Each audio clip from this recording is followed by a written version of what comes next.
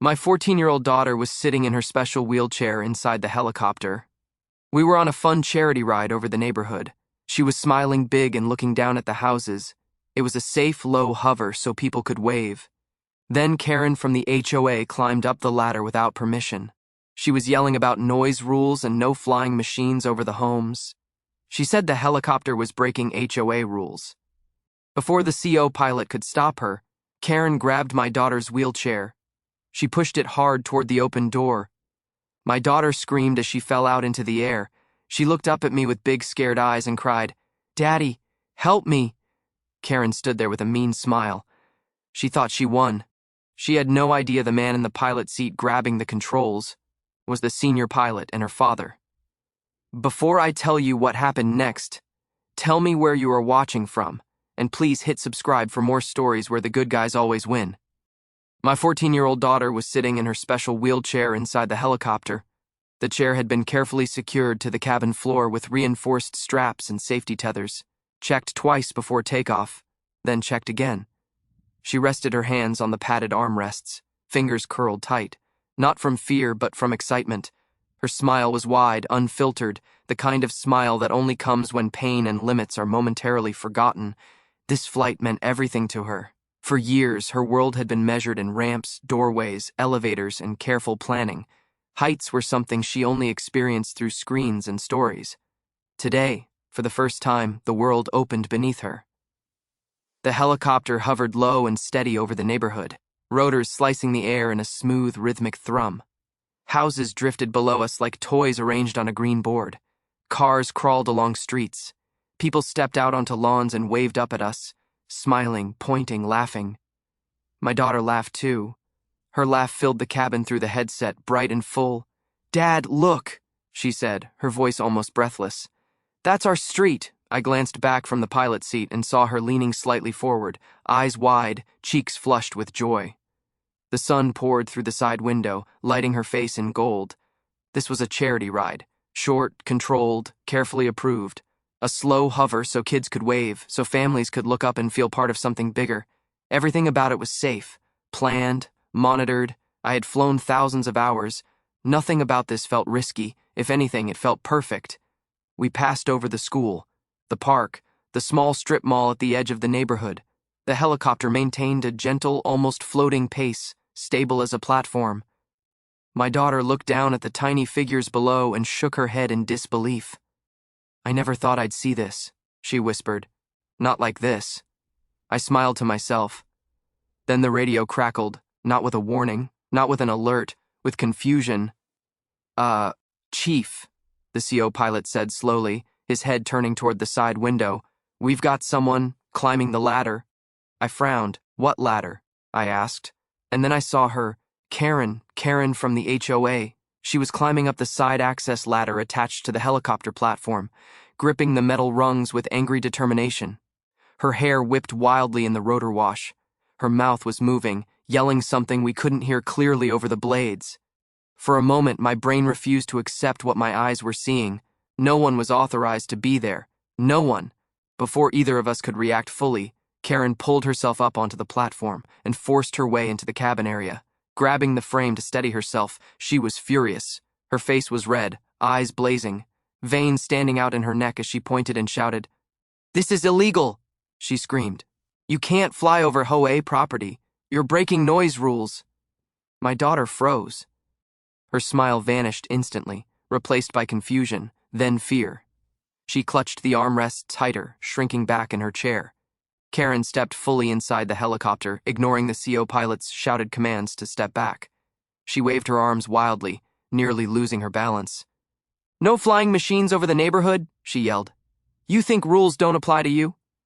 The helicopter remained steady, but the cabin suddenly felt very small. "Ma'am, sit down," the co-pilot shouted. "You're endangering." Karen didn't listen. She turned and locked eyes on my daughter. Her gaze dropped to the wheelchair. Something ugly crossed her face. "That doesn't belong here," Karen snapped. "This is a violation." My heart dropped. "Do not touch her," I said sharply, twisting halfway around in my seat. Karen ignored me. Before either of us could reach her, Karen grabbed the handles of my daughter's wheelchair. Everything happened at once. No! My daughter screamed. Karen shoved. Hard. The wheelchair jolted forward toward the open helicopter door, the safety tethers snapping taut as the chair slid across the cabin floor. Wind rushed in violently through the open space. My daughter screamed in pure terror as the front wheels lifted slightly. The ground was right there, open air, nothing beneath her. She looked up at me, eyes wide and wet with terror, her voice breaking through the headset. "Daddy, help me!" The sound of her voice cut deeper than any alarm. The CO pilot lunged forward, grabbing the safety cable with both hands. The metal line strained, vibrating as it stopped the wheelchair inches from the open door. The helicopter dipped slightly, but I had already slammed my hand onto the controls, stabilizing instinct taking over. Karen stumbled back, breathing hard. Then she smiled, a small, cruel smile, like she had proven something, like she had solved a problem. She looked proud. "She shouldn't be here," Karen said smugly. "Rules are rules." My hands tightened on the controls. I turned my head slowly, very slowly. Karen finally saw my face, really saw it. The rage, the focus, the restraint holding back something far worse. She had no idea that the man in the pilot seat, steadying a helicopter with one hand while fighting the urge to tear her apart, was the senior pilot and the father of the child she had almost pushed into open sky. And in that moment, everything in her life changed. Seconds are strange things. Most of the time they slip past unnoticed, barely acknowledged. But sometimes, a single second stretches until it feels heavy enough to crush you. Sometimes it expands so wide that an entire lifetime fits inside it. The moment Karen shoved my daughter's wheelchair toward the open helicopter door, time fractured. The scream came first, not loud at first, sharp, raw, and panicked, tearing through the cabin even over the roar of the rotors. My daughter's hands flew from the armrests as the chair lurched forward, her body pitching toward open sky. The ground was there, too close. Houses rushed beneath us, no longer small and peaceful but terrifyingly real. Roofs, streets, trees, all of it waiting.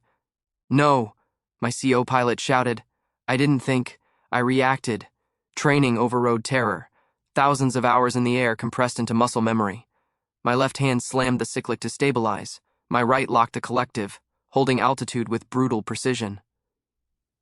The helicopter dipped just enough to remind me how fragile balance really was.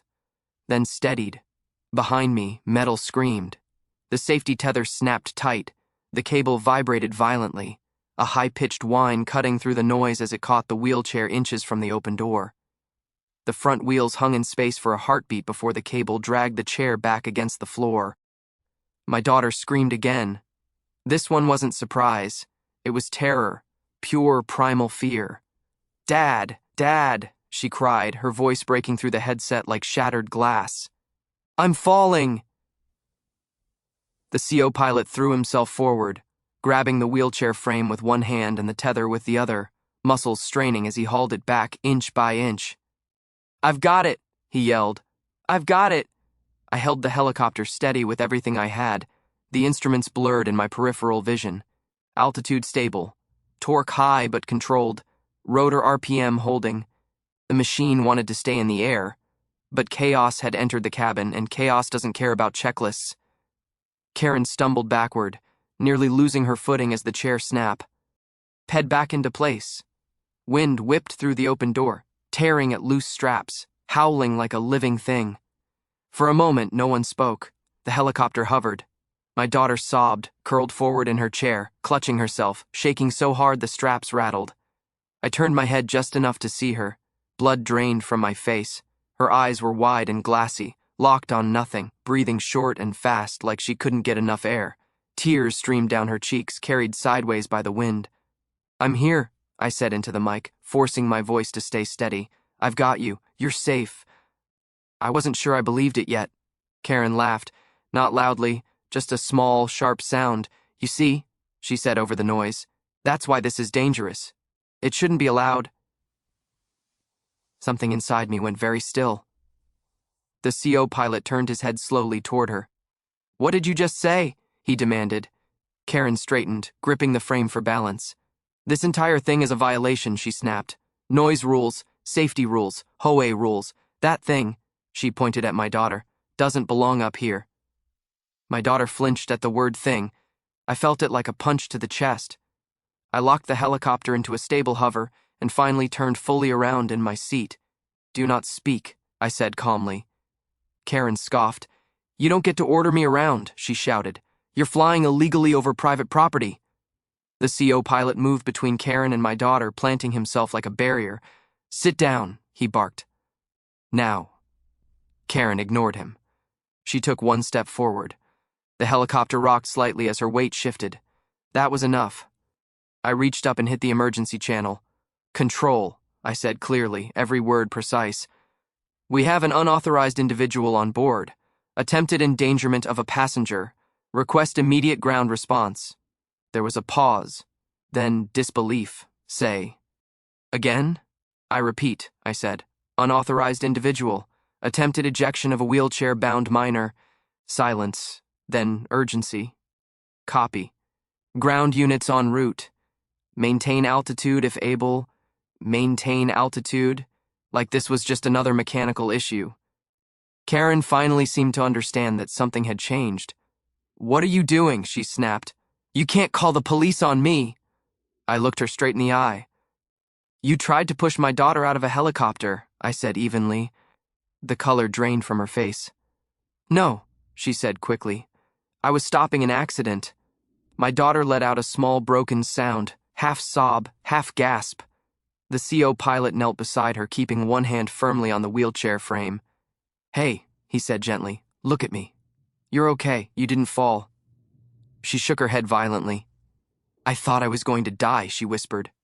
The words slammed into my chest. Karen heard them. She rolled her eyes. Drama, she muttered. That was when the last thread snapped. I didn't raise my voice. I didn't shout. I didn't move toward her. I simply said, You are done. Karen laughed again, but it sounded thin now. You can't do anything to me, she said. I represent the HOA. I turned back to the controls, fingers steady, heart pounding. You don't represent anything anymore, I said. You're being recorded. You're being reported. And you're going to be arrested the moment we touch ground. Karen's breathing quickened. The sirens became audible even over the rotors, faint at first, then unmistakable. She heard them too. Her confidence collapsed in stages, first denial, then anger, then fear. This isn't fair, she said, backing away slightly. I was just enforcing rules. The co-pilot didn't look at her. You almost killed a child, he said flatly. The helicopter began a slow, controlled descent.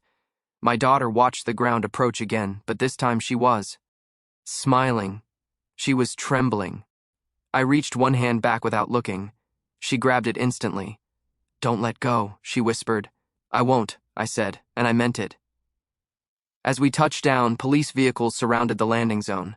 Officers ran toward us, weapons holstered but hands ready. Paramedics followed close behind. The moment the skids hit solid ground, the door was forced open. Karen tried to speak. An officer cut her off. Ma'am, get on the ground, now. She froze. Then the cuffs came out. My daughter buried her face against my arm, sobbing as the helicopter finally powered down. The seconds in the air were over, but the consequences had only just begun. Karen's confidence didn't disappear all at once. It fractured. At first, she stood there in the helicopter cabin with her chin raised, shoulders squared, breathing hard but defiant. She kept telling herself this was like every other time. Someone would back down. Someone would apologize. Someone would let her walk away with her authority intact. That's how it always worked. But the helicopter wasn't lifting off again. The rotors slowed. The noise dropped from a roar to a heavy thrum, then lower still, until the cabin felt unnaturally quiet. Outside, red and blue lights reflected off the metal skin of the aircraft, flashing in sharp bursts that painted Karen's face in alternating colors. Reality was landing. My daughter stayed close to me, her hands still shaking as she gripped my sleeve. She hadn't let go since the moment the skids touched the ground. Her eyes darted from the open door to the officers running toward us, then back to Karen. Karen noticed, and for the first time she looked uncomfortable. Everyone calm down, she said loudly, trying to reclaim control. This is being blown out of proportion. An officer climbed up onto the platform, boots heavy against the metal. He didn't look at Karen first. He looked at my daughter, at the wheelchair, at the safety tether, stretched tight and still vibrating faintly from the strain. He turned slowly. "Ma'am," he said, his voice flat. "Step away from the child," Karen scoffed. "I didn't touch her." The CO pilot let out a short, disbelieving laugh. "You shoved her wheelchair toward an open door," he said. In midair, Karen spun on him. "You're exaggerating," she snapped. "I was preventing a violation." The officer's jaw tightened. "Turn around," he said. Karen froze. "What? Turn. Around." Her eyes flicked to me. "You're letting them do this?" she demanded. "This is ridiculous. I was enforcing HOA rules." I didn't answer. I was focused on my daughter, on the way her breathing finally began to slow now that she was on solid ground, on the way she leaned into my side like she needed to feel that I was real. Karen's voice rose. "You don't get to treat me like a criminal," she shouted. "I have authority." The officer stepped closer. "Hands behind your back." That was the moment it clicked. Karen's mouth opened, then closed again. The words she had used for years, rules, authority, violations, suddenly sounded thin even to her own ears. "This is a misunderstanding," she said quickly, panic bleeding into her voice. "I didn't mean—" The cuffs closed with a sharp metallic sound. Karen gasped. No, wait!" The officer secured her wrists with practiced ease. Karen struggled instinctively, pulling against him, but it only tightened the restraints.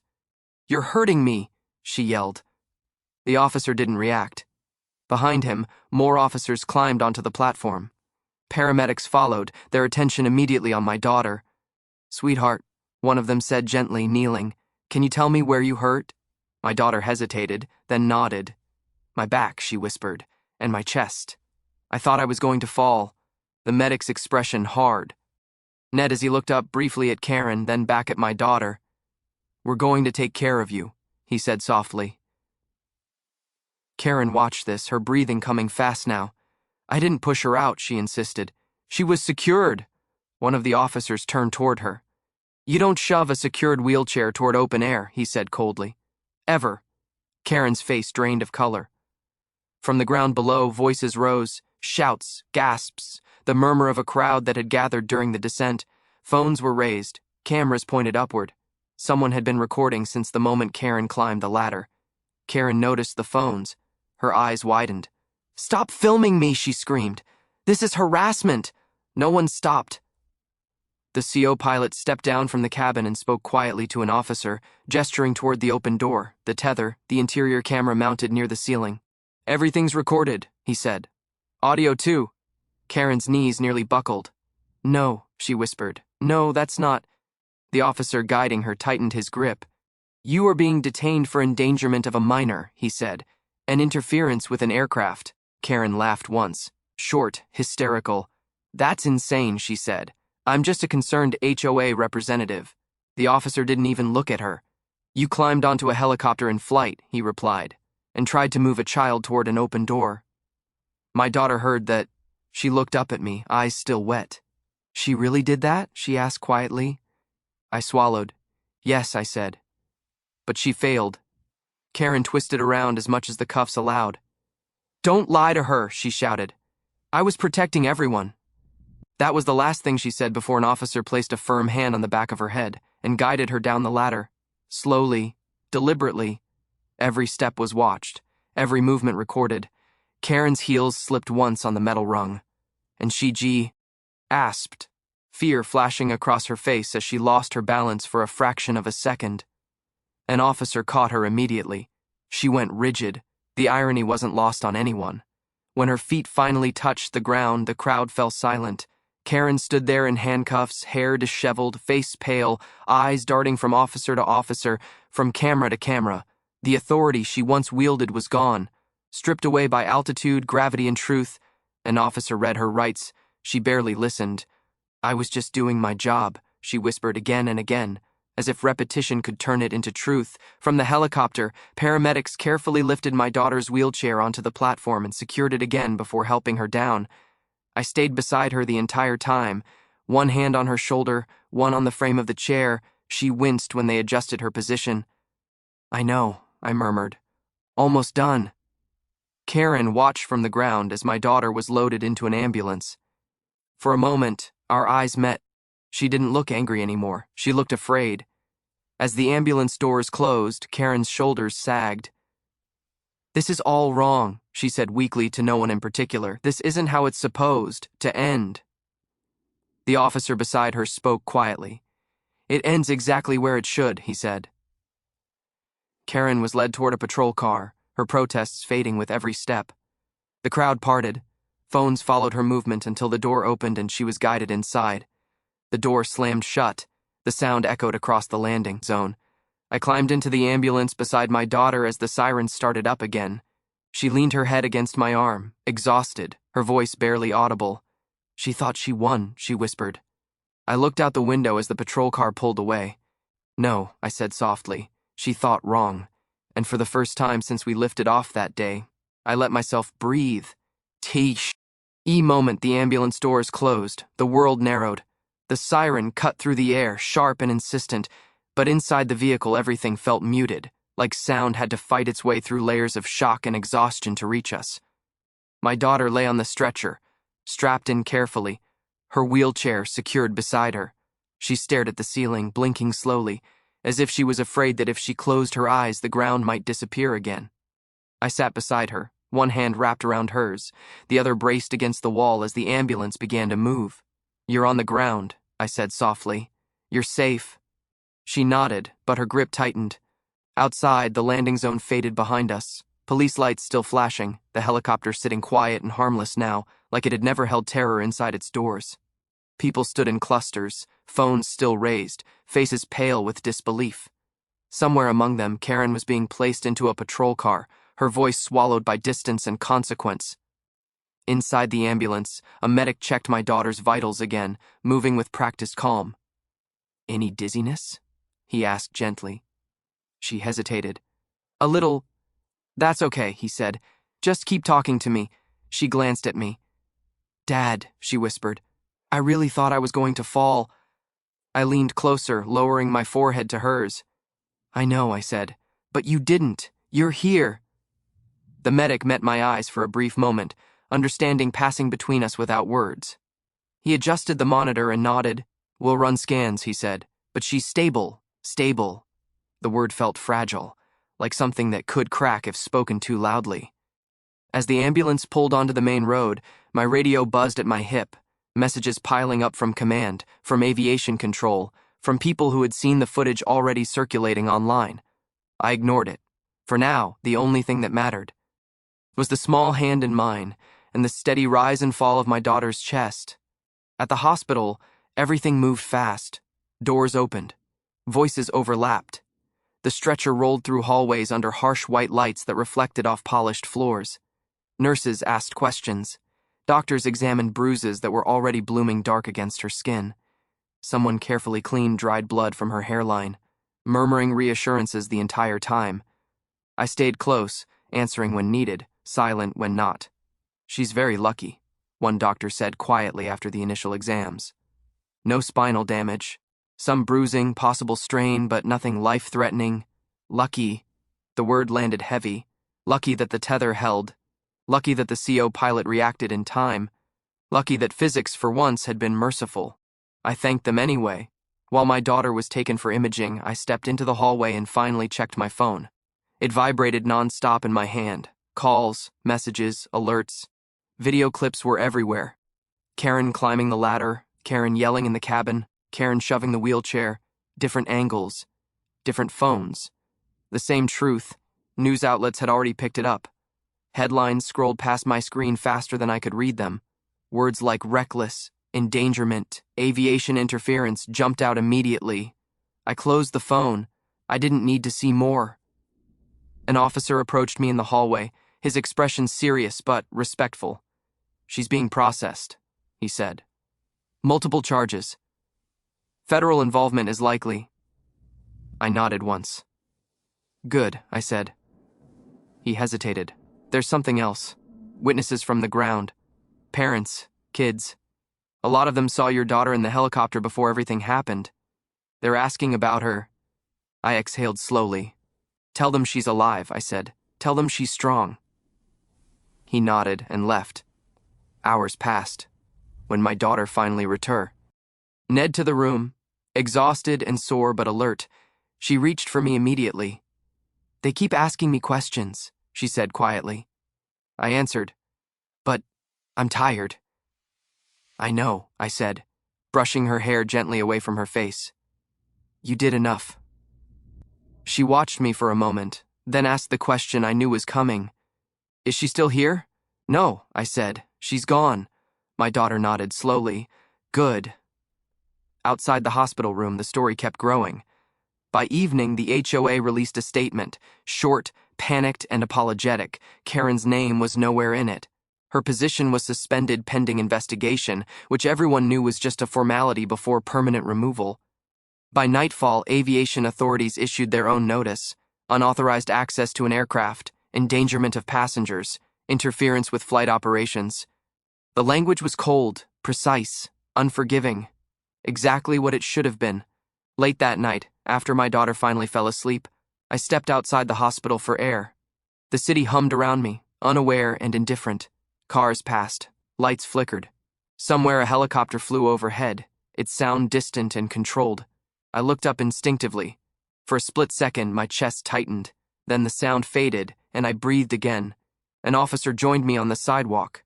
She's in holding, he said quietly. She keeps asking to speak to someone in authority. I almost laughed. She already did, I replied. She just didn't listen. The officer nodded. She says she was enforcing rules. I looked back at the hospital window, at the faint outline of my daughter's room. She was enforcing control, I said. There's a difference. When I returned to the room, my daughter stirred slightly. Dad, she murmured, half asleep. I'm here. She opened her eyes just enough to see me. We landed, she said, as if reminding herself. We're really on the ground. Yes, I said. We're grounded. She smiled faintly and drifted back to sleep. Outside, the world adjusted. Karen's power evaporated with every new headline. The HOA scrambled. Officials distanced themselves. People who had once been afraid to speak now told their stories openly. But inside that hospital room, none of it mattered yet. What mattered was that my daughter was alive. What mattered was that the ground, solid, dependable, unmoving, was beneath her again. And this time, no one was going to push her toward the edge. By the time morning came, the world already knew. Not just the neighborhood, not just the city, everyone. I woke up in a stiff hospital chair beside my daughter's bed, the pale light of dawn filtering through the blinds. For a moment, I forgot where I was. Then I saw her, small, still, breathing steadily, and everything rushed back at once. The helicopter, the open door, the scream. She slept on, exhausted, one hand curled around the blanket like it was the last solid thing she trusted. Machines hummed softly. Somewhere down the hall, a cart rattled past. My phone vibrated. Once, twice, then non-stop. I stepped into the hallway before answering. Messages stacked up faster than I could read them. Aviation authorities, police supervisors, legal counsel, media requests, people I hadn't spoken to in years. One message stood out, short, direct, charges approved, multiple counts. I leaned against the wall and closed my eyes. It was beginning. A senior detective met me in a quiet conference room an hour later. He set a thick folder on the table between us and slid it forward. This is everything so far, he said. Witness statements, video, audio, aviation logs, medical reports. I flipped through pages I already knew by heart. Photos of the helicopter cabin, the open door, the tether stretched tight, a still image, my daughter's wheelchair tilted toward Ope. Air. My jaw clenched. She's being charged with attempted homicide, the detective said evenly. Reckless endangerment of a minor, interference with an aircraft, trespassing, disorderly conduct, and that's just the state side. I looked up. Federal? He nodded. FAA is involved. Unauthorized access to an aircraft alone is serious. What she did after that? He shook his head. They don't play around. I exhaled slowly. Bail? I asked. Denied, he said. Flight risk. Severity of the offense. Good. Down the hall, my daughter woke up while a nurse adjusted her fourth.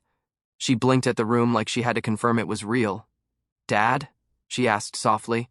I was there instantly. I'm here. She studied my face. Did I dream it? No, I said. But it's over. She nodded, absorbing that. Then she asked the question that mattered most to her. Is she in trouble? I paused, just long enough to choose the right words. Yes, I said. She's facing serious charges. My daughter didn't smile. She didn't celebrate. She just let out a long breath. Okay, she said. I don't want her near me ever again. She won't be, I promised. Later that day, the arraignment happened. Karen stood in court in a borrowed jacket, hair pulled back tight, hands cuffed in front of her. She looked smaller than I remembered. Not powerful, not commanding, just cornered. The prosecutor spoke first. Calm, clinical, deadly precise. This defendant unlawfully boarded an active aircraft, he said. She interfered with flight operations and attempted to push a wheelchair-bound minor toward an open aircraft door during hover. Karen shook her head as if she could physically reject the words. Her lawyer stood quickly. My client denies intent. The judge raised a hand. Intent will be argued at trial, he said. Right now, we are establishing probable cause. Video played, no sound. Just images. Karen climbing ladder. Karen yelling. Karen shoving. The courtroom was silent. When it ended, Karen looked down at the floor. Charges were read one by one. Attempted homicide, aggravated endangerment of a disabled minor, interference with aircraft operations, criminal trespass. Each count landed like a door slamming shut. Karen's lawyer requested bail again. Denied. The judge leaned forward slightly. Ms. Karen, he said, voice firm, this court considers your actions an extreme and deliberate disregard for human life. Karen's shoulders sagged. Outside the courthouse, the press waited. Microphones, cameras, questions shouted into the air. I didn't stop. I went back to the hospital. That evening, the HOA released another statement. Longer this time, more desperate. Karen was officially terminated. They condemned her actions. They promised reforms. People didn't care. The internet had already decided. Stories poured out. Other residents, other incidents. Years of unchecked behavior finally dragged into the light. Karen screaming at kids, threatening families, using rules like weapons.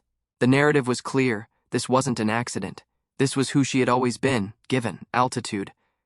A federal agent visited the hospital the next day. He spoke quietly, professionally. She will likely face federal time, he said. Aviation interference is taken extremely seriously. My daughter listened from the bed.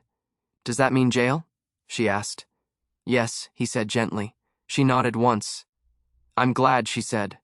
Not with anger, with certainty. That night, I sat beside her bed as she slept. The city outside the window glowed softly, unaware of how close one life had come to ending above its rooftops. Karen sat somewhere else entirely, under fluorescent lights, stripped of titles, power, and excuses. For the first time, rules applied to her, real ones, and they didn't bend. The first thing my daughter said when she woke up the next morning wasn't about pain. It wasn't about Karen. It wasn't about court or police or helicopters. It was about the ground. Are we still on the ground? She asked softly, her eyes barely open, her voice hoarse from crying and fear. Yes, I said immediately. We're not going anywhere. She nodded and closed her eyes again, the tension easing from her shoulders like a weight she'd been carrying every second since the flight. That was when I realized something important. For her, the danger hadn't ended when the helicopter landed. It ended when she believed it had. Healing didn't come all at once. It came in pieces. The hospital kept her for several days. Doctors monitored her closely, ran scans, checked for internal injuries, and watched for delayed trauma. Physically, she was sore and bruised, but stable. Emotionally, she was shaken in ways no scan could measure. At night, she startled awake at every unfamiliar sound. A rolling cart in the hallway made her gasp. A door closing too hard made her flinch. Once, a helicopter passed far overhead, barely audible. She grabbed my arm so hard it hurt. I'm here, I said instantly. You're safe. She nodded, embarrassed by the tears she couldn't stop. I know, she whispered. My body just doesn't yet. I stayed with her every night. I didn't leave the hospital except to shower. I slept in the chair beside her bed, waking at the smallest movement. When she cried, I was already standing. When she reached out, my hand was already there. Fathers are trained for emergencies. But nothing prepares you for watching your child relearn how to feel safe. The news outside didn't slow down. Karen's name was everywhere, not just as an HOA official, not just as that woman. As the person who tried to push a disabled child out of a helicopter, investigations expanded. Federal charges advanced. Her past behavior surfaced. Years of intimidation, abuse, and unchecked authority. People came forward with stories they had been too afraid to tell before. She had relied on silence. Silence disappeared. The HOA dissolved temporarily under pressure. Leadership resigned. Policies were rewritten. Oversight committees formed. None of it mattered to my daughter, but it mattered to everyone else who had lived under Karen's shadow. Consequences rippled outward. But inside the hospital room, time moved differently. My daughter slowly regained her strength. She laughed again, quietly at first, then more freely. She started asking questions about ordinary things again, school, friends, what we'd eat for dinner when she got home. One afternoon, as sunlight streamed through the window, she surprised me. Dad, she said, I want to see it. See what? The helicopter. My chest tightened. You don't have to, I said gently. I know, she replied, but I want to. We waited until the doctors approved it. The helicopter sat grounded on the pad, silent and harmless. No rotors spinning, no wind, no noise, just metal and glass under a blue sky. I wheeled her closer slowly, watching her face. She stopped us herself. I'm okay, she said after a moment. I just needed to know it can't hurt me anymore. She looked at it, not with fear but with control. That mattered. When we finally went home, the house felt different. Not broken, not damaged, changed. The windows felt safer, the floors felt solid. Every step felt intentional. She slept in her own room again, though with the door open. I checked on her constantly at first, listening for signs of panic. Some nights were restless, others were calm. Gradually, the nightmares faded. Weeks passed. Court dates came and went. Karen remained in custody. Each hearing stripped away more of the excuses she had built her life on. The judge was firm, the evidence overwhelming. When the final sentence was handed down, my daughter didn't cheer. She didn't smile. She just nodded. She can't hurt anyone else now, she said quietly. That was enough for her. One evening, months later, we sat outside on the porch. The sun was setting, painting the sky orange and purple. The neighborhood was quiet, peaceful. A helicopter passed far in the distance. She looked up, didn't flinch, didn't grab my arm. She watched it until it disappeared, then turned to me. I don't hate flying, she said thoughtfully. I just hate what she did. I smiled. That's fair, I said. She leaned against my shoulder. I'm glad you were there, she said. I always will be, I replied. Karen lost everything she used to control people. My daughter kept something far more important, her life, her courage, her sense of safety. And every time her wheels touch solid ground now, I remember something I'll never forget. Power means nothing without humanity. Rules mean nothing without compassion. And the ground, steady, reliable, real, is where healing begins.